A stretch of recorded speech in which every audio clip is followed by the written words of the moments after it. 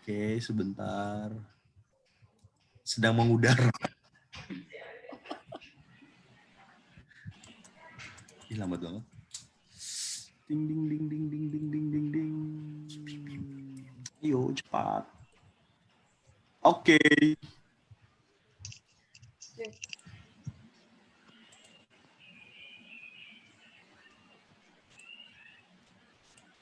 Ya, langsung Mas Ari dulu atau?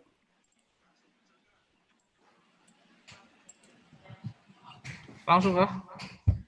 Enggak, Mas Ari dulu buka. Oke. Gimana Mas? Apa aku?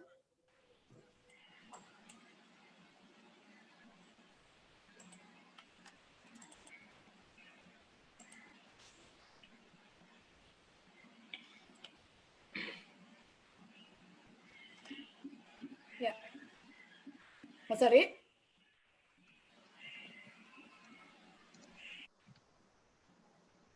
Langsung saja, Mbak Tri. Langsung ya? Ya, langsung saja lah. Oh, langsung yang tadi. Oke. Ya, semangat pagi.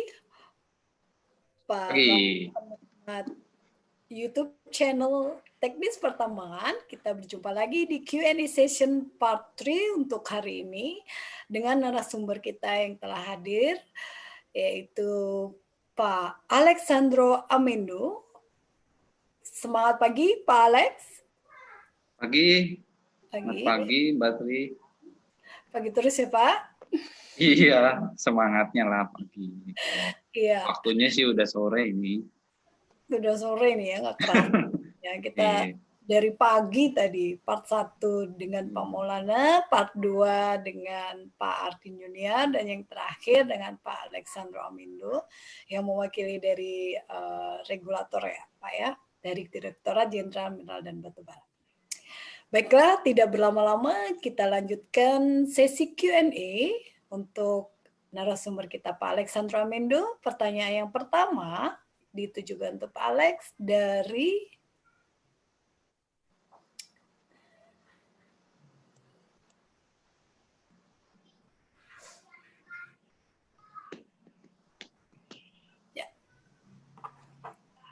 Oke. Di sini sudah ada pertanyaan dari Pak Gary Trivirgin Herman, Mining Support Engineer dari PT Rinjani Kartanegara. Pak Gary ini menanyakan bagaimana pengelolaan dan pemantauan geoteknik pada perusahaan yang memiliki dana terbatas untuk melaksanakan pengelolaan dan pemantauan geoteknik tersebut. Gimana Pak Alex? Mungkin langsung saya jawab ya, Ibu Tri ya. Silakan Pak Alex. Jadi ini geoteknik kan sejak awal memang merupakan bagian dari investasi ya. Jadi kalau misalkan memang ada investor yang ingin menginvestasikan uangnya dalam industri pertambangan, tentunya geoteknik merupakan salah satu hal yang harus diperhatikan. Jadi kan tadi seperti yang sudah dijelaskan juga oleh narasumber kita dari Freeport ya. Jadi untuk melihat apakah suatu sumber daya itu bisa ditingkatkan ke level cadangan, tentunya ada faktor peubah sesuai dengan SNI juga ya, SNI 5015 tahun 2019, bahwa geoteknik yang merupakan salah satu faktor peubah dalam faktor penambangan itu harus diperhatikan.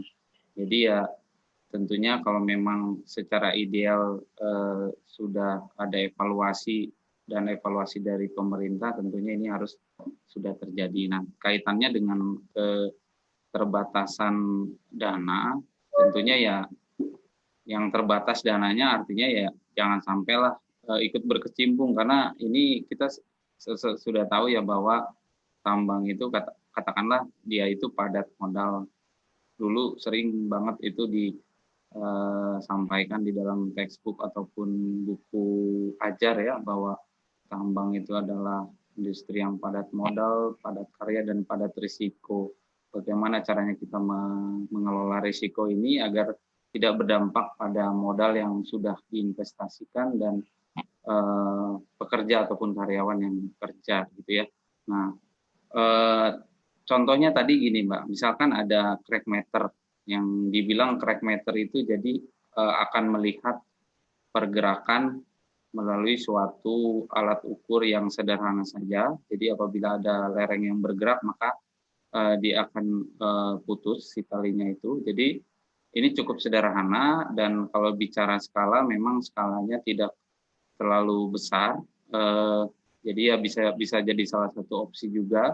Kalau memang nanti dikaitkan dengan dana yang terbatas, tentunya skala penambangannya tidak terlalu besar, maka bisa dipakai crack meter. Sementara alat pemantau yang lain ada total station yang mungkin sudah sangat familiar di industri pertambangan ataupun di industri manapun yang memang membutuhkan ketelitian spasial gitu ya. Jadi ya dengan total station ini tadi bisa dilakukan pemantauan dengan prisma yang ditembak secara periodik. Dan pada dasarnya event longsoran di geoteknik itu tidak terjadi secara langsung gitu ya, tidak serta-merta terjadi langsung ambruk, tapi memang ada ada event-event yang terjadi sedikit demi sedikit dulu pergerakan. Nanti kalau memang sudah terakumulasi sesuai dengan threshold-nya tadi, maka akan terjadi ambrukan. Jadi ya banyak sebenarnya metode pemantauan yang mungkin menjadi salah satu siklus dalam geoteknik itu bisa dipakai gitu. Jadi tidak mesti pakai robotic total station ataupun slope stability radar, karena tadi kembali lagi kalau misalkan kita bicara tambang yang artinya secara modal tidak terlalu besar, maka bisa dipastikan skala penambangannya itu tidak terlalu besar, maka tidak perlu pakai robotic total station, tidak perlu pakai slope stability radar, cukup pakai alat-alat yang sederhana seperti crack meter dan total station. Dan yang paling penting sebenarnya tadi kalau misalkan ada seorang geotechnical engineer yang bisa melakukan justifikasi terhadap pemantauan yang dilakukan. Jadi dia bisa budgeting juga nanti biar semuanya bisa berjalan dengan baik. Seperti itu Mbak Tri. Mudah-mudahan bisa menjawab pertanyaan dari Bapak Gary Virgin, PT Rinjani. Ini saudaranya Reni kali ya.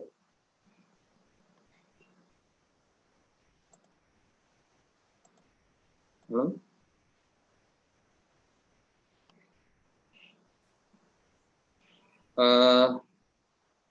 Sepertinya ada permasalahan ini dengan Mbak Tri. Mungkin saya coba baca.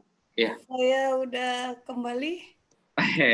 Kemana sih Bu Tri? Kangen ini. Aduh, ada yang kangen ya. Yang memberikan semangat itu di Zoom kita itu hanya Mbak Tri loh. Tolong dulu Mbak Tri. Masa sih? Bisa aja Pak Alex ini ya. Iya, gitu dong. Menceriakan gitu, Mbak. Asik. Tadi udah dijawab ya Pak Alex ya untuk pertanyaan pertama. Jadi yang pertanyaan berikutnya ada dari Pak Charles Andrianto. Pemala Junior Mining Engineer PT Antam UBPN Sultra. Pak Charles ini menanyakan apa yang menjadi patokan bahwa sistem geoteknik yang diterapkan sudah berhasil dan sesuai dengan peraturan perundang-undangan yang berlaku. Gimana itu Pak Alex? Makasih Mbak Tri. Jadi indikatornya tentu tidak ada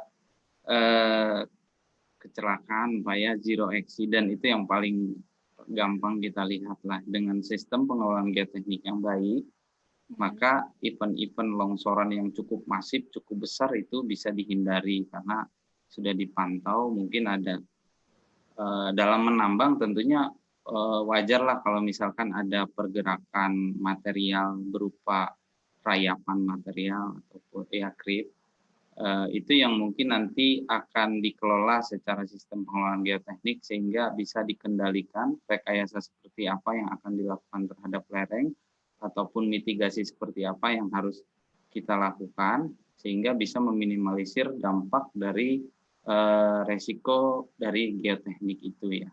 Ya harapannya tadi zero accident, longsor masif dapat terprediksi, ataupun dari longsoran yang kecil, layapan material itu bisa diprediksi sehingga tidak terjadi longsor yang cukup masif, dan harapannya produksi dapat tercapai ataupun melebihi target yang telah ditetapkan. Seperti itu, Mbak Tri.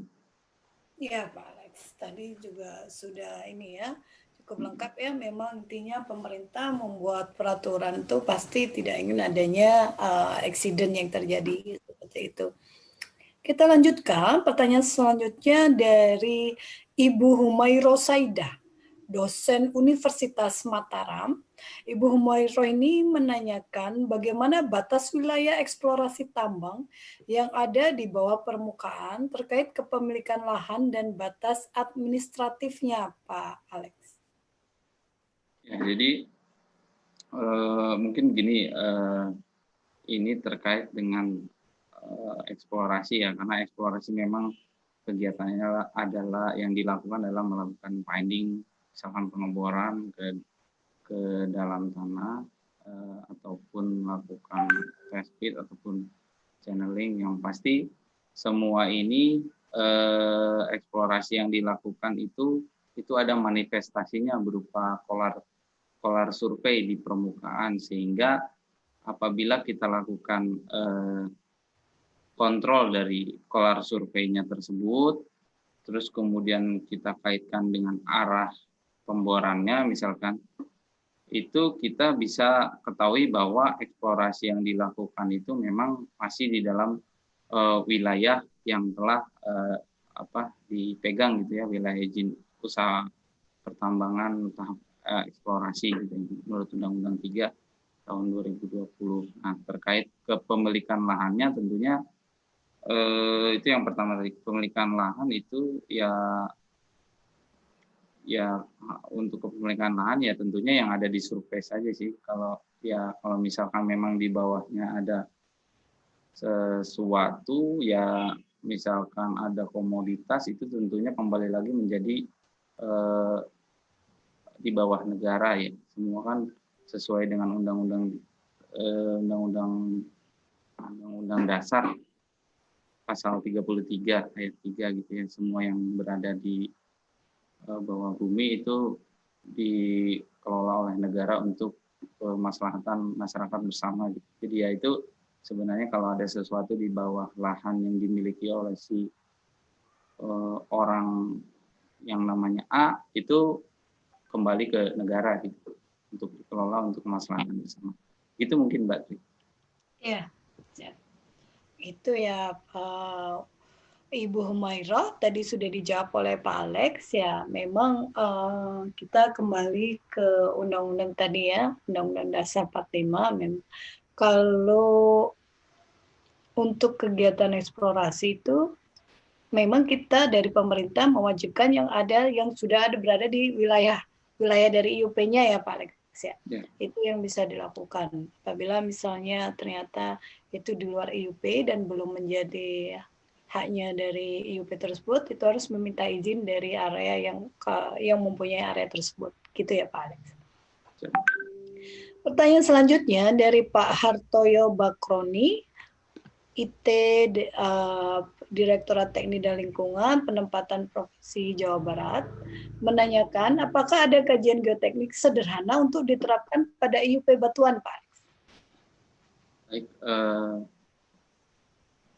jadi begini Bu Tri, jadi kajian geoteknik sendiri kan di dalam Kepmen 1827 kita atur secara khusus memang untuk mineral dan batu bara itu ada pengaturan yang khusus, ada untuk batuan dan non logam itu kita atur khusus. Jadi memang kalau untuk batuan dan non logam ini kita aturnya bahwa kajian geoteknik yang dibuat itu minimal meliputi rekomendasi geometri dan dimensi yang sebenarnya sama, itu melalui suatu penyelidikan geoteknik dan daya dukung tanah yang sudah dipertimbangkan juga dalam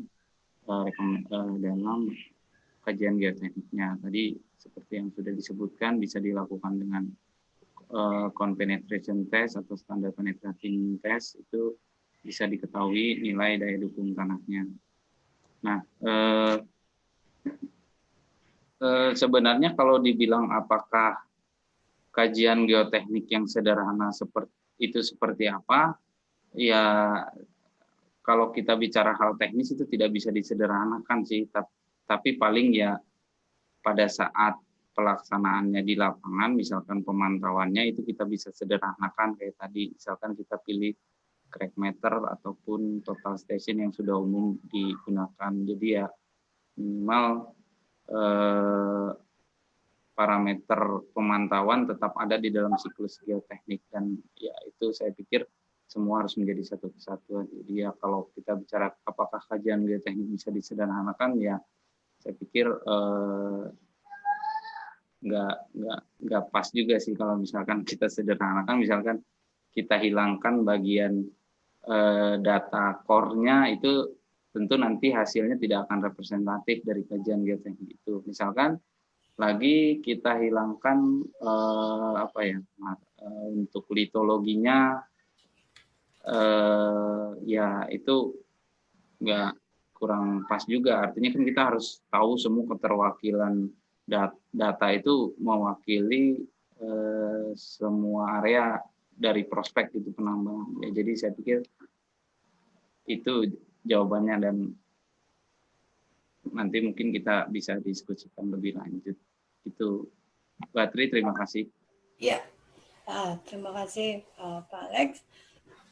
Jadi tadi mungkin yang bisa disederhanakan adalah alatnya kali ya Pak ya, metodenya. Jadi kalau kajian geoteknik sebenarnya kajiannya ya tetap harus menyeluruh ya Pak ke semua area itu.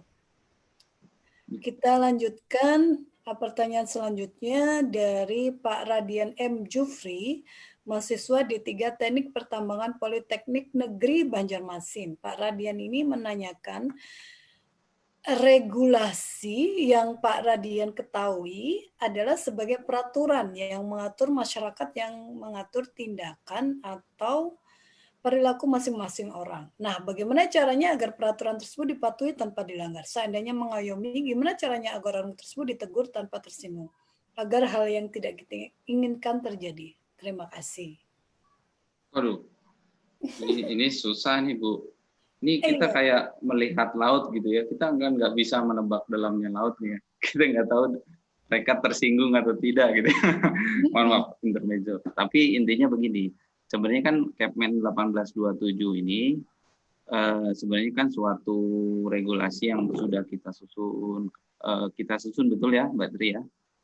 Sudah kita susun, ya artinya tidak pada tahun 2018 kita bahas langsung muncul, tapi sudah kita susun dari beberapa tahun sebelumnya melalui suatu konsultasi publik, di mana pada saat penyusunan kan yang kita undang itu dari setiap stakeholder, ada praktisi pertambangan, perwakilan perusahaan, ada KTT, ada akademisi, dosen-dosen, asosiasi, sampai semua ahli-ahli pertambangan kita libatkan dalam pembentukan Kepmen ini, sehingga akhirnya muncullah Kepmen SDM nomor 1827 yang secara relevansi sudah cukup baik.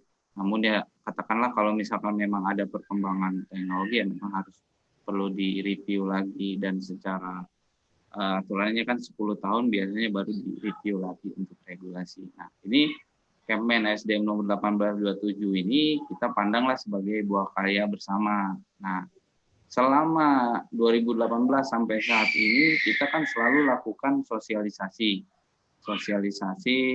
baik ke pemerintahan daerah, ke perusahaan, bahkan ini kan kita live on YouTube ya, jadi siapapun bisa lihat bahwa Kepmen SDM nomor 1827 ini ada pengaturan tentang geoteknik, dan ini sifatnya wajib kalau kita lihat di Permen SDM nomor 26 karena nanti konsekuensinya adalah sanksi administrasi. Ya intinya kita selalu lakukan sosialisasi, begitu pula dengan Mbak Tri sebagai inspektur tambang muda, kalau misalkan ke lapangan pasti kalau melihat ada pengelolaan geoteknik yang tidak sesuai dengan Kepmen kan memberikan rekomendasi, bukan berarti langsung panis kan, rekomendasi perbaikan. Ya, mungkin ya hal-hal yang seperti itulah yang biasa kami lakukan, dan intinya ya apabila bertugas Mbak Tri tentunya bukan hak untuk menyinggung perasaan, tapi kita profesional saja karena ada sesuatu yang belum sesuai dengan ketentuan, maka kita rekomendasikan agar pengelolaan geoteknik sesuai dengan ketentuan yang kita atur di dalam Kepmen 1827. Dan ya harapannya itu bisa kita hormati dan kita hargai karena itu adalah buah karya bangsa Indonesia gitu. Seperti itu, Mbak Tri. Ya, siap. Ya, terima kasih Pak Alex. Jadi memang peran pemerintah ini adalah untuk melakukan pembinaan dan pengawasan, bukan pembinasaan ya Pak Alex ya. Jadi kalau misalnya ada kesalahan, ya kita ajak dulu untuk menjadi lebih baik lagi ya, direkomendasikan sebelum dilakukan tadi yang hukuman ya, adanya punishment seperti itu.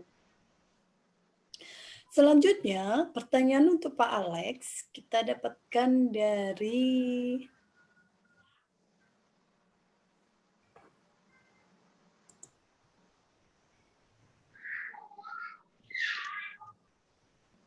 ya, pertanyaan selanjutnya untuk Pak Alex.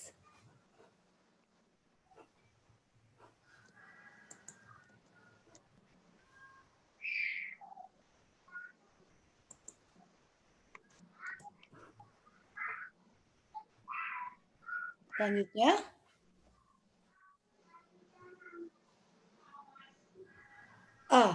tadi ya, Radian M. Jufri tadi ya? Ya, itu ada tadi. Jadi mungkin saya bantu ya, Bu Tri ya. Dari pertanyaan dari Pak Radian M. Jufri, Pak Alex, geologis dari PT Geoservices, ada dua pertanyaan. Yang pertama, salah satu faktor penting dalam tambang bawah tanah, khususnya coal underground, adalah efek gas metana ya. Dan juga tentunya faktor geoteknik. Itu yang pertama. Yang kedua, apakah ada regulasi yang mengatur berapa jumlah kandungan gas metana batubara yang aman untuk dilakukan penambangan coal underground? Oh, ini pertanyaan cuma satu. Yang satu itu adalah ini ya, statement beliau ya. Ini pertanyaannya, apakah ada regulasi yang mengatur berapa jumlah kandungan gas metana batubara yang aman untuk dilakukan penambangan coal underground? Untuk coal underground ada beberapa ya yang dilakukan di Indonesia ya, ada merge mining, ada juga AIC ya, Alif Indoko, kemudian ada lagi ada lagi ya Mbak Tri yang underground merge mining. Yang underground tuh GDM masih GDM development ya. Ya. Saya lupa padahal saya punya kawan di sana di Bank Daya Mandiri. Ya, jadi mungkin begini, langsung saya menjawab ke pertanyaannya. Adakah di dalam regulasi? Ada Pak, ada di dalam regulasi. Kalau dulu di Kepmen 555 tahun 95 itu ada pasal di underground itu mengatakan bahwa threshold untuk metan ini 0,25% daripada keseluruhan gas yang ada. Nah, sekarang dengan munculnya Kepmen SDM nomor 1827, terbitnya Kepmen tersebut menghapus ataupun mencabut Kepmen 555, maka diaturlah di dalam Kepmen SDM nomor 1827, khususnya di dalam peraturan turunannya di Kepdirjen nomor 185 tentang petunjuk teknis pelaksanaan keselamatan pertambangan. Secara substansi yang diatur masih sama, yaitu 0,25%, dan dari keseluruhan konsentrasi udara yang ada. Tentu dalam pelaksanaannya tidak bisa mudah ya. Tapi kalau dilihat dari konsentrasi gas metan dari beberapa tambang bawah tanah seperti GDM, merge mining yang saya lihat, untuk konsentrasi gas metan ini kita tidak terlalu kesulitan gitu, maksudnya tidak terlalu kesulitan untuk mengatasinya karena ada beberapa teknik ataupun rekayasa yang dapat dilakukan. Nah, yang ini sedikit cerita juga yang mungkin yang lebih sulit itu seperti di Jepang contohnya kan, di sana itu mereka menambang sampai underground bahkan sampai bawah laut. Nah, memang kalau untuk kandungan gas metan di sana katakanlah cukup tinggi, apalagi di sana sering terjadi taifun. Nah, taifun inilah yang menyebabkan tekanan atmosferik itu bisa tiba-tiba berubah dan akan menarik keluar kandungan gas metan yang ada di dalam batuan samping kemajuan penambangan. Nah, inilah yang terkadang memicu ataupun men-trigger kebakaran tambang. Nah, kita kalau lihat dari data kecelakaan tambang akibat kebakaran ini di Jepang itu cukup banyak, apalagi zaman-zaman mereka memang masih sangat-sangat mengekspansi batubara underground ini. Nah, bedanya dengan Indonesia itu untuk taifun ataupun angin taifun ya, yang artinya bisa secara secara sekonyong-konyong menyebabkan adanya perubahan tekanan di atmosferik yang akan menyebabkan keluarnya gas metan dari batuan samping itu tidak akan terjadi. Namun ya, kalaupun memang nantinya terkait gas metan ini perlu kita perhatikan juga ya, salah satu metode yang bisa dilakukan, kita bisa lakukan bore survei ya di kiri kanan kemajuan penambangan. Artinya kita bisa masukkan bore survei, kita bisa lihat kandungan gas metannya, kita ukur. Kalau di Jepang itu mereka survei, diukur, itu kondisi gas metannya tinggi, konsentrasinya, terus lalu mereka tarik langsung ke dalam suatu instalasi atau fasilitas di mana gas metan ini nanti diolah sebagai suatu energi untuk menjadi penghangat ruangan ataupun penghangat air mandi gitu ya. Jadi di sana sudah cukup concern karena terlalu banyak kebakaran ataupun kecelakaan tambang akibat kebakaran itu terjadi 30 tahun sampai 40 tahun ke belakang gitu ya. Ini mungkin bisa jadi pelajaran juga buat kita. Yang jelas di dalam regulasi kita sudah atur 0,25%. Ini bisa kita pantau pakai alat sensor yang otomatis ataupun pemantauan periodik, artinya setiap awal shift, dan itu juga sudah kita atur di dalam Kepdirjen 185. Panduannya ada di situ, tinggal kita ikuti saja dan lihat saja implementasinya seperti apa. Begitu mungkin Mbak Tri, terima kasih. Ya, siap. Terima kasih Pak Alex, tadi jawaban yang sangat lengkap sekali, sampai dijelaskan pengalaman Pak Alex ini juga baru kembali dari training ya, training di Jepang. Jadi beliau juga memberikan contoh-contoh bagaimana mengontrol gas metana pada underground ya Pak ya. Ya, kita lanjutkan. Pertanyaan selanjutnya ada dari Pak Ahmad Humaydi, Head Departemen HSE PT MIM. Pak Ahmad Humaydi ini menanyakan keuntungan sistem geoteknik di K3 dan KO. Gimana itu Pak Alex? Jadi mungkin ini mirip-mirip tadi pertanyaannya dengan ada pen safety juga ya tadi ke Pak Ardin. Jadi pertanyaannya memang dilihat dari segi dampak gitu. Jadi dari dampak risk geoteknik ini seperti apa sebenarnya keuntungan sistem geoteknik gitu kan pertanyaannya terhadap K3 dan KO.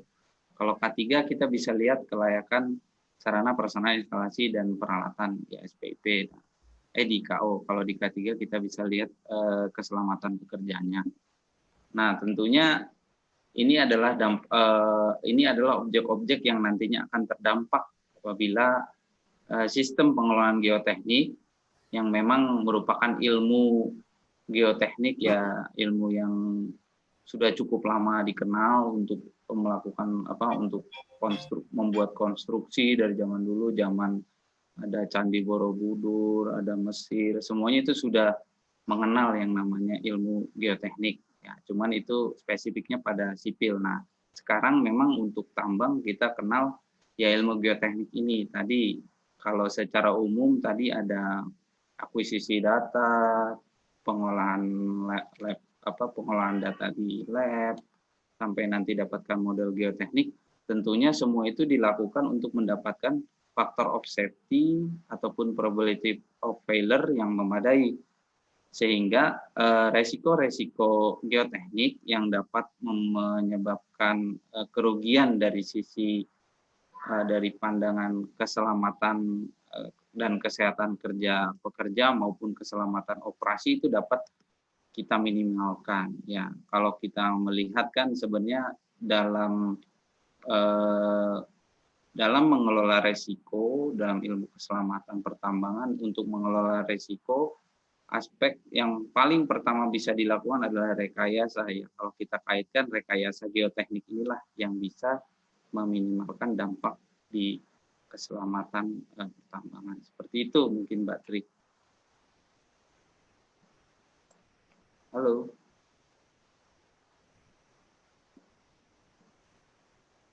Habis nih waktu saya yang Mbak Tri. Lagi asik nih ngobrol sama Ibu Tri. Lanjut, Putri. Masih mute, Bu. Masih mute, Putri. Oh, sorry. Wah, tadi masih unmute ya. Waduh. Iya, saya ulang lagi. Tadi makasih Pak Alex. Tadi ada interupsi soalnya. Nggak enak. Iya, tadi juga dijelaskan ya Pak. Tadi juga sedikit menyinggung pertanyaan ke Pak Ardin ya Pak. Memang sistem geoteknik ini sangat-sangat penting Pak Ahmad. Jadi untuk kegiatan pertambangan baik dari segi KO3 maupun KO-nya, karena memang untuk keamanan keselamatan pertambangan itu untuk orangnya dari segi K3 dan untuk peralatannya dari segi KO. Ya, seperti itu. Kita lanjutkan. Siap. Pertanyaan selanjutnya untuk boleh sambil minum ya, Putri ya. Oh ya silakan ya. Pak Alex. Permisi, mohon izin Pak Arya. Kita ini ada Sersan ya, iya siap Pak Alex. Pertanyaan berikutnya nih dari Pak Deas Dewantara, main geoteknik dari PT Pama Persada Nusantara. Pak Deasni menanyakan peran serta tanggung jawab geoteknik pertambangan antara owner dan kontraktor nih. Tadi juga kayaknya sedikit disinggung ini ya, pertanyaan ke Pak Ardin ya. Ardin ya? Iya. Ya, berarti memang saya mungkin ini ingin menguatkan jawaban Pak Ardin ya. Karena saya tadi juga ikut. Nah, intinya gini sih, jadi kalau gini saya jawab ya Mbak Tri ya. Seorang geotechnical engineering baik itu dari sisi kontraktor maupun owner, sebenarnya semua kita pandang sebagai kontraktor, karena kalau dari sisi pemerintah kamilah ownernya gitu ya. Nah, gitu kan. Tapi ya kembali lagi ke konteks pertanyaannya, memang ada pemegang IUP yang punya geotechnical engineering, kemudian ada kontraktor yang memang dia mungkin ya kontraktor yang cukup besar lah, cukup settle, dia punya geotechnical engineering juga. Kita katakanlah mereka itu sebenarnya bekerja saling berkesinambungan. Ya, kalau geotechnical engineering di ownernya ataupun di pemegang IUP-nya itu katakanlah berbicara skala untuk studi kelayakan. Jadi geoteknik pertambangan mulai studi kelayakan sampai nanti keluar rekomendasi geometri dan dimensi serta pemantauan. Nah, kemudian kalau kita bicara geotechnical engineering yang ada di kontraktor, itu dia mendukung. Jadi dia melihat seperti apa rekomendasi yang diberikan dan maka dilakukanlah pemantauan dari sisi risiko geoteknik yang terjadi di lapangan. Karena kita tahu melalui flow kegiatan penambangan ada peledakan, ada penggalian, dan ada pengangkutan, semuanya itu akan memberikan dampak terhadap pembentukan lereng gitu ya. Ada peledakan tentu ada kemungkinan backbreak sehingga mengurangi mengurangi slope daripada si lereng gitu ya. Kemudian ada juga proses penggalian dengan unit yang cukup besar. Nah, katakanlah untuk suatu lereng yang memiliki jenjang 10 dan mempunyai slope 30 derajat. Nah, ini kan kalau misalkan kita turunkan peralatan sekelas sekelas PC 2000, ya artinya kan cukup besar dia secara produksi pun, secara dimensi bucket pun dia besar. Apabila ini digunakan untuk melakukan pembentukan lereng akhir, ini pasti akan tidak akan presisi lah, tidak akan sesuai dengan rekomendasi desain yang dibuat tadi di awal sesuai dengan studi kelayakan. Maka geoteknikal daripada kontraktor ini memastikan itu semua, termasuk gejala-gejala yang muncul dari setiap pemantauan yang dilakukan baik daily, weekly maupun monthly. Ya, jadi sebenarnya semua berkesinambungan. Tapi perlu saya tambahkan, Mbak Tri, tidak semua yang saya sebutkan tadi itu berlaku di setiap perusahaan. Jadi ya kalau kita bicara ini dari sisi B2B ya, kalau bicara owner dan kontraktor ya kita kembalikan lagi sebenarnya pada seperti apa sebenarnya kesepakatan kerjasama antara owner dan kontraktor ini, pemegang YUP dan kontraktor ini. Mungkin itu Mbak Tri, mudah-mudahan bisa menjawab ini pertanyaan Ya, tadi Ahmad, jawabannya sudah sangat lengkap sekali ya Pak Alex. Jadi saya rasa cukup menjawab pertanyaan dari Pak Deas Dewantara ya. Kita lanjutkan pertanyaan selanjutnya. Ada dari Mas Muhammad Fathur Rahman nih, mahasiswa Universitas Brawijaya, menanyakan, adakah geoteknik untuk kegiatan pasca tambang? Dan jika ada, bagaimana itu? Ini udah dibahas Mbak Tri ya, berkali-kali di pertanyaannya hampir mirip-mirip, tapi ya coba saya ulangi kembali. Ya. Dan di materi juga sebenarnya sudah saya sampaikan bahwa ilmu geoteknik tambang ini kita terapkan di dalam tahapan pasca tambang, yaitu salah satunya untuk memastikan stabilisasi dari lereng akhir penambangan, yang tentunya dengan adanya suatu stabilisasi tersebut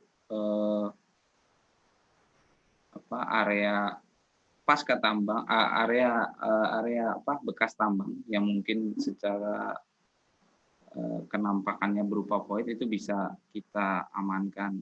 Dan ya tentunya ini memang satu ilmu bidang geoteknik yang kita terapkan pada pasca tambang.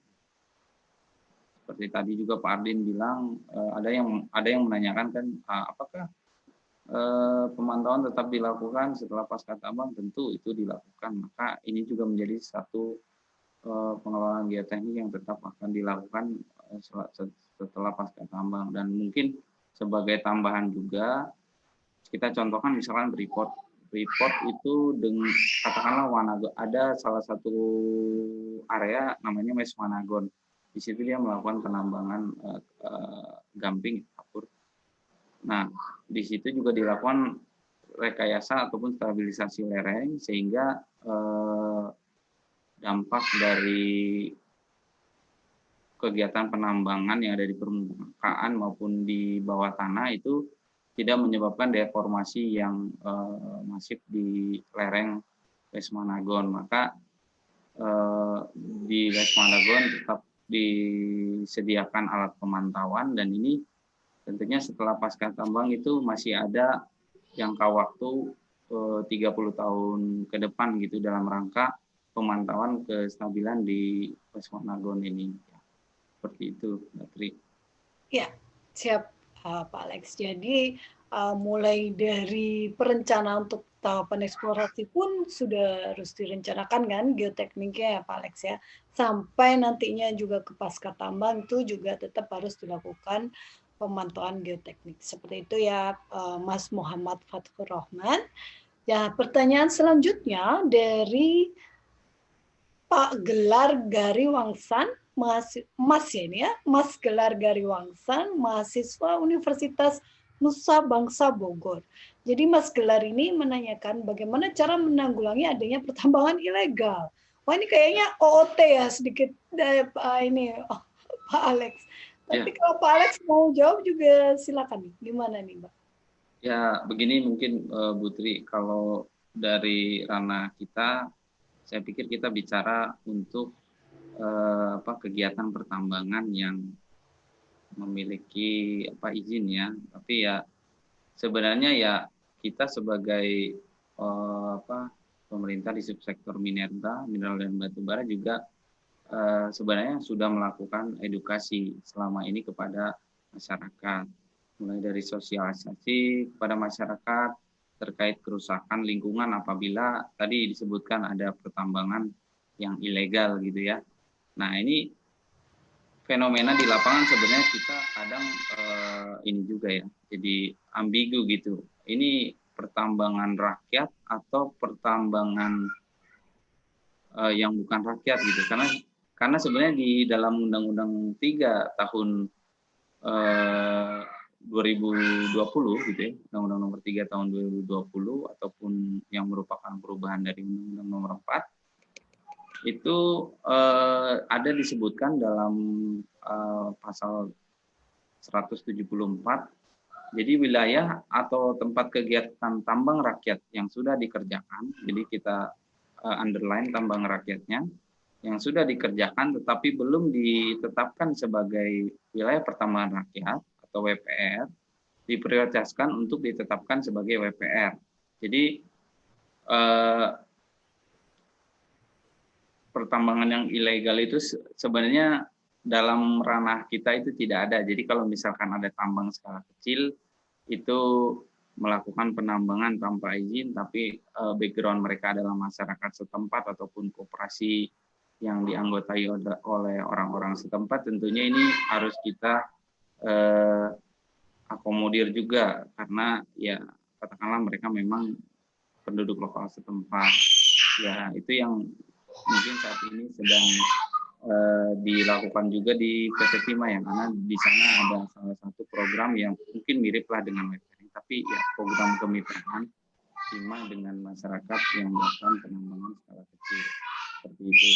Nah kalau untuk penambangan yang ilegal ini tentunya dia menambang tidak sesuai dengan ketentuan, tidak punya izin usaha pertambangan. Ini sudah kita atur juga, ada sanksinya bahwa penambangan ilegal ini disanksi dengan sanksi pidana kurungan 5 tahun penjara ataupun denda paling banyak 100 miliar rupiah. Jadi ya ini cukup besar gitu ya, cukup besar secara value dan dipenjara selama 5 tahun. Jadi ini ya seharusnya cukup memberikan pandangan bahwa penambangan ilegal itu tidak diperbolehkan. Tapi kalau penambangan rakyat kita coba akomodir dengan WPR ataupun IPR. Seperti itu, Mbak Tri. Terima kasih. Siap. Terima kasih Pak Alex, jawaban yang sangat baik. Jadi ini sudah muncul pertanyaan dari Pak Lantip Chandra Ditya, geologis PT Geoservices. Jadi Pak Lantip ini menanyakan metode geotek apa saja yang sebaiknya digunakan untuk memantau kondisi awal, rona awal untuk pengawasan AMDAL. Oke Mbak, saya jawab langsungnya. Jadi kalau dibilang rona awal penambangan itu ya rona awal penambangan belum ada kegiatan apapun, ya saya bilang tidak perlu ada pemantauan yang dilakukan karena semuanya stabil, belum ada perubahan akibat penggalian, artinya belum perlu ada pemantauan geoteknik. Hanya mungkin ya kalau kita bicara AMDAL kan sebenarnya saya tarik pertanyaannya ke arah operasional, Bu Tri ya.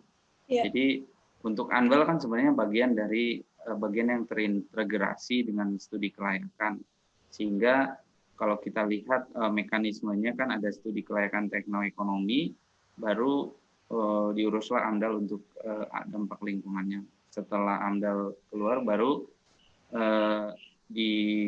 dilanjutkan untuk pemrosesan studi kelayakan akhir gitu ya. Jadi gitu kan mekanismenya. Nah, yang pada pelaksanaannya kan AMDAL dan studi kelayakan harapannya semua dampak yang ditimbulkan telah diidentifikasi dan dapat dikelola sehingga tidak merugikan. Nah, kalau kita bicara kondisi awal, ya tadi paling kegiatan awal itu adalah IUP eksplorasi. IUP eksplorasi paling kegiatannya pemetaan, parit uji, sumur uji, atau pemboran, gitu ya. Jadi itu sebenarnya semua sudah distandarkan dan kita sudah tetapkan di dalam Kepmen SDM nomor 1827 di lampiran 1 bahwa semuanya itu sudah di-assess dan ditetapkan oleh Kepala Teknik Tambang. Artinya kalau sudah ditandatangani oleh Kepala Teknik Tambang, maka terkait resiko terhadap keselamatan maupun lingkungan itu sudah dikelola dan sebisa mungkin ya resiko itu tidak ada. Itu mungkin Mbak Tri. Ya. Jadi tadi sudah dijelaskan ya secara lengkap oleh Pak Alex. Kita menginjak pertanyaan selanjutnya. Pertanyaan dari Pak Efriyadi Satria, Section Head Geologi and Geotech PT Barat Sentosa Lestari. Pak Efriyadi ini menanyakan nilai klasifikasi FOS untuk open pit khususnya di batubara untuk faktor safe di Kepmen 1827 pada FK lebih besar dari 1,3.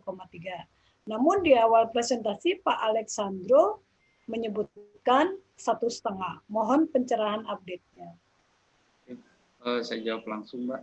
Jadi mungkin sesuai dengan ketentuan standar yang ada di dalam ketentuan Kepmen SDM nomor 1827, itu untuk FK ataupun faktor keselamatan untuk lereng keseluruhan itu ada di angka 1,3 sampai 1,5. Jadi ya kalau bisa membuat suatu analisis kestabilan lereng di 1,3 dengan perlakuan misalkan menurunkan beban atau melakukan rekayasa terhadap air tanah yang ada ataupun melakukan pengelolaan pemantauan pembentukan bench space dari lereng, ya dengan itu bisa tercapai 1,3, katakanlah itu sudah sesuai, sudah masuk kriteria. Namun ya kalau misalkan memang masih mau membuat kriteria di 1,5 karena dipikir masih ada masih ada resiko lain yang mungkin akan punya dampak terhadap lereng, kestabilan lereng, ya tentu ya bisa saja ya. Semua ini ya tentunya kita evaluasi bersama. Apakah dia 1,3 sudah cukup aman atau perlu angka di 1,5. Yang jelas Pak Efriyadi Satria untuk faktor of safety ataupun faktor keselamatan untuk lereng keseluruhan itu ada di range 1,3 sampai 1,5. Ya tinggal masuk saja dalam range tersebut, mau minimal di 1,3 atau di 1,5. Itu Pak. Ya. Jawabannya sudah lengkap sekali. Jadi kita menginjak pertanyaan berikutnya, ada dari Ibu Nuriana, calon inspektur tambang Direktorat Jenderal Mineral dan Batubara. Ibu Nuriana ini menanyakan bagaimana mengaplikasikan geoteknik tambang pada IUP skala kecil dan tidak memiliki tenaga teknis kompeten untuk bidang geoteknik. Baik, Mbak Tri, saya jawab. Ini diskusi aja mungkin ya, karena kalau kita bicara IUP pertambangan, IUP tambang skala kecil, saya coba cari di regulasi kita itu tidak pernah ada didefinisikan IUP tambang skala kecil. Yang ada itu adalah izin pertambangan rakyat gitu ya. Jadi kalau izin pertambangan rakyat didefinisikan dia punya skala penambangan yang kecil, menambang di endapan-endapan sekunder, dan untuk alat-alat mekanis itu tidak terlalu besar skalanya, sehingga itulah yang disebut dengan skala kecil. Namun kalau kita bicara IUP skala kecil itu ya kadang juga jadi jadi lucu, karena kalau dari sisi kewajiban IPR sendiri sama IUP kan sudah berbeda jauh. Jadi kalau kita bicara IUP, dia secara modal sudah cukup memadai, sehingga ketentuan-ketentuan khususnya terkait pada teknik pertambangan, baik dari sisi geotek, keselamatan, lingkungan, konservasi semuanya bisa dipenuhi. Tapi ya kalau untuk IPR ataupun WPR itu semua masih dalam pembinaan dan pengawasan ataupun dibantu oleh inspektur tambang. Katakanlah misalkan IPR di Jawa Barat untuk terkait pengelolaan geotekniknya seperti apa. Nah, ini masukan-masukan ataupun pengelolaan geotekniknya itu diberikan langsung oleh inspektur tambang. Jadi ya kalau dibilang bagaimana ya skala kecil dia tidak memiliki tenaga teknik kompeten di bidang geoteknik, ya saya pikir ini sudah salah kaprah gitu. Jadi dari awal ya kalau memang tahu konsekuensinya ambil IUP, di situ tuh kewajibannya sudah banyak yang harus dipenuhi, dan pemenuhan kewajiban ini bukan berarti PR, tapi itu semua dilakukan untuk memastikan keadaan teknik pertambangan yang baik berjalan, karena kita bilang ya dari sisi skala itu ya sudah cukup besar gitu ya. Ya intinya gitu sih Mbak. Kalau skala kecil ya saya belum melihat ininya sih. Belum melihat referensinya di regulasi kita. Paling baru itu IPR, izin pertambangan rakyat, yang memang skalanya kecil. Iya, mungkin IUP skala kecil ini maksudnya IPR ya Pak Alex ya. Jadi kalau IPR memang masih dibantu oleh Dinas Energi dan Sumber Daya Mineral masing-masing lokasi seperti itu. Betul. Oke, kita melanjutkan pertanyaan untuk Pak Alex. Ini ada pertanyaan dari Ibu ya, Ibu Helen Heumase, analis keselamatan pertambangan, Direktorat Jenderal Mineral dan Batubara, menanyakan bagaimana penerapan sistem geoteknik ini pada tambang batuan yang notabene dananya dan tenaga teknisnya terbatas. Oh, ini sudah ini kayaknya Mbak. Tadi hampir sama ya pertanyaannya. Tadi kan udah ada pertanyaan juga pengelolaan geoteknik di IUP Batuan. Jadi sama sih. Intinya jadi dia skip aja ya atau iya, sama di skip aja nanti ya. bisa nge-review ke YouTube aja ya. Dari pertanyaan-pertanyaan sebelumnya. Ya, kita lanjutkan pertanyaan berikutnya dari Pak Gordon Mangasi Panjaitan, SPV HRGA Marketing and Administrasi Service PT Admirasena. Pak Gordon ini menanyakan bagaimana sistem rancangan yang dibuat dalam menjaga ekosistem lingkungan dan kelestarian pada hutan. Ya, ini hampir sama juga mungkin Mbak ya. Intinya sih sebenarnya penambangan adalah suatu kegiatan yang akan menimbulkan dampak.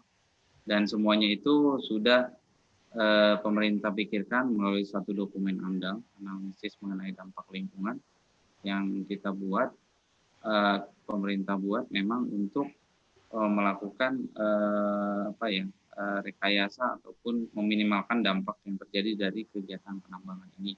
Baik itu dari eksplorasi maupun sampai nanti pasca tambang, semua itu sudah melalui satu proses evaluasi. Yang jelas kalau memang melakukan perencanaan penambangan, ya panduannya ada di Kepmen SDM nomor 1827 lampiran 2, mulai dari studi kelayakan sampai nanti kegiatan penambangan.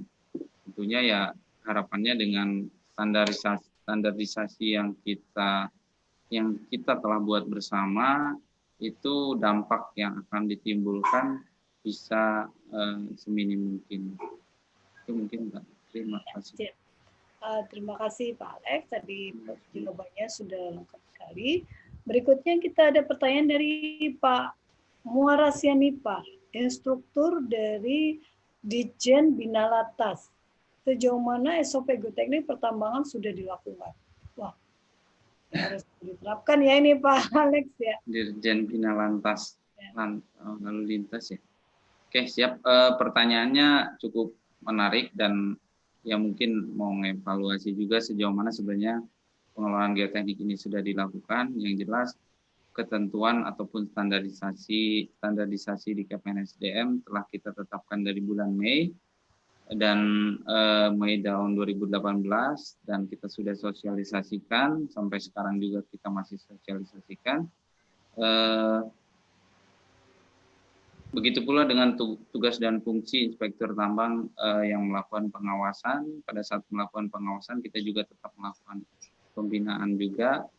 Artinya ini pemenuhan pengelolaan geoteknik pertambangan ini akan terus berjalan sampai suatu saat semuanya sudah bisa menerapkan. Yang jelas pada saat ini kita memang perlu akui terkait pengelolaan geoteknik ini belum dilakukan di semuanya karena semua izin, karena sebenarnya kalau kita bicara lingkup pengawasan itu untuk saat ini sesuai dengan aturan pemerintah daerah yang baru itu semuanya menjadi lingkup dari pusat, di mana inspektur tambang sekarang semuanya sudah menjadi pegawai pusat yang artinya memang semuanya di bawah pengawasan pusat.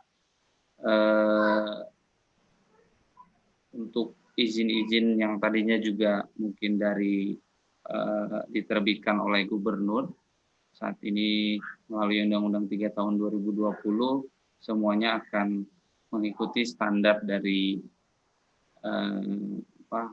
Kepmen SDM nomor 1827 ataupun standar dari pusat. Intinya ya semuanya berproses, ya mudah-mudahan dengan pengelolaan geoteknik di semua wilayah pertambangan ya jadinya semuanya resiko geoteknik bisa dikendalikan dan pelaksanaan tambang bisa berjalan dengan aman. Itu mungkin Bu Tri. Ya, selanjutnya. Istilahnya ini wajib ya Pak Alex ya, geoteknik gitu. Nah, pertanyaan selanjutnya dari Pak Yanuar Septiadi, Inspektur Tambang di Direktorat Jenderal Minerba, apakah ada batasan tinggi jenjang tambang yang wajib dilakukan studi geoteknik? Ini kayaknya juga ada di Kepmen 1827 ya Pak Alex.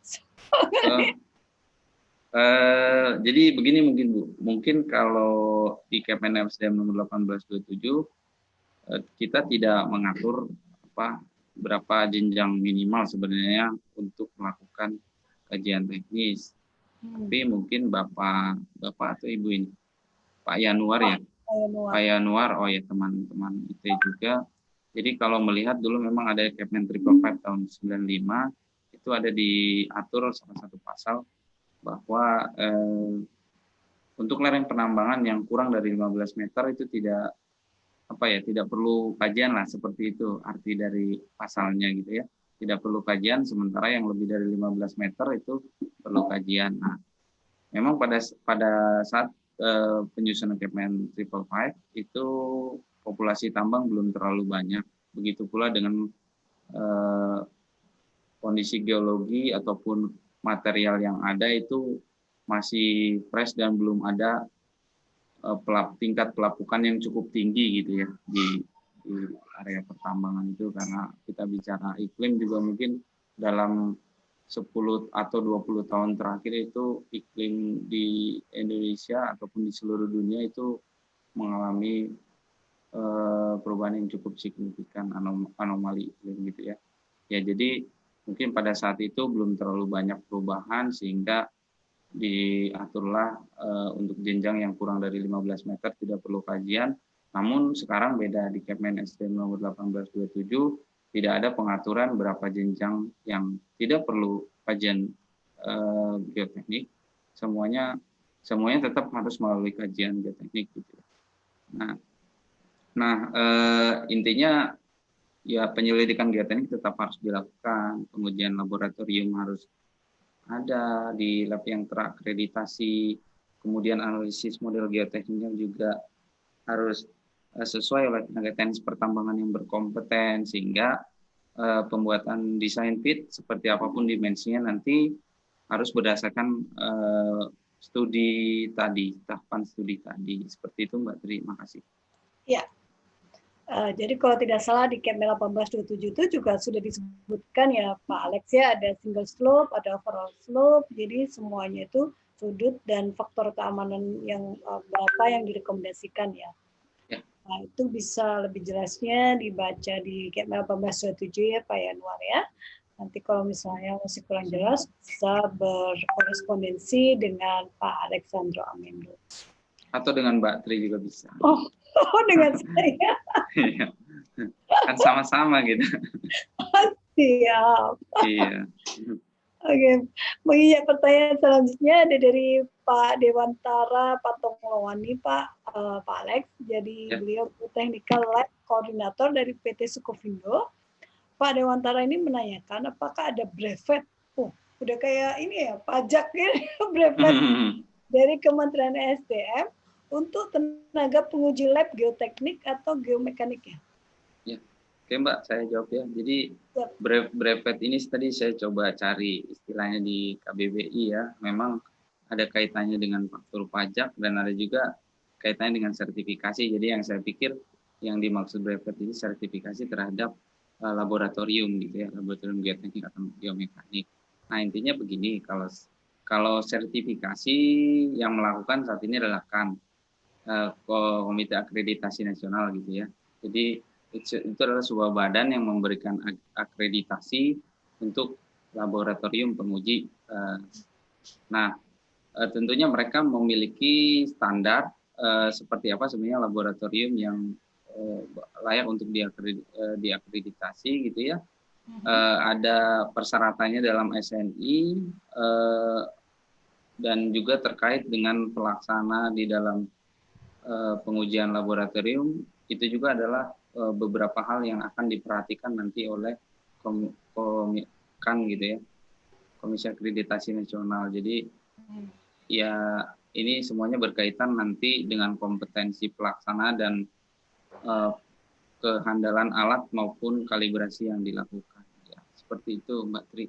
Ya, berarti ada tersendiri untuk istilahnya brevetnya mungkin untuk labnya ya. Ya, untuk akreditasi laboratorium. Akreditasi laboratoriumnya, bukan personnya ya Pak Alex. Termasuk personnya juga. Jadi tadi ada beberapa hal yang diperhatikan nanti oleh KAN dari sisi pelaksana maupun peralatan yang digunakan gitu ya. Yang mereka punya standar nanti untuk memastikan bahwa pelaksana maupun peralatannya itu sudah masuk dalam kriteria standar. Ada standar internasional, ada standar SNI juga. Jadi semua ya, sistemnya juga ya, dilihat ya, dievaluasi. Oke. Ya cukup jelas sekali ya jawaban dari Pak Alex tadi menjawab Pak Dewantara. Kita menginjak pertanyaan selanjutnya. Mbak Pian, boleh ini nanya nggak yang tadi, yang slide tadi? Mau nanya kalau di kita SKKNI ada nggak ya untuk SKKNI terkait geoteknik ini? Mohon maaf, Pak Rengga bisa diulang? SKKNI-nya untuk geotech engineer. SKKNI untuk geoteknik engineer ya? Baik geoteknik engineer maupun tenaga penguji lab ini kayaknya mungkin yang dimaksud mungkin kayak ini ya, tenaga pengujinya ya kayaknya ya, kayak SKKNI kan sih yang dimaksud? Iya, tenaga penguji. Jadi SKKNI. Maksudnya tadi kan ini nanti dilihat seperti apa kehandalan lab ini, baik dari sisi pelaksana yang memang tadi kalau pelaksana mungkin melihat standar kompetensi kerjanya ya. Sementara untuk alat ya nanti dia dilihat dari sisi standar pengujiannya apa, alat